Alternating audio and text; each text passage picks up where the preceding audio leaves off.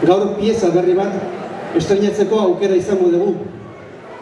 Kate begia. Imanol Kamio konposatutakoa. Guretzat, beti atsegin handia da pieza berri bat jotzea, gehien bat egile harrikoa izanik, eta gure artean aurkitzen dena. Hoy tenemos la suerte y el orgullo de poder dirigir música de un hernaniarra. Esperamos que no sea la última vez, le pedimos que siga trabajando, que haga más, y se la dedicamos especialmente a su mujer, ya que él se la dedica a su mujer y a él también. Gracias, Manuel.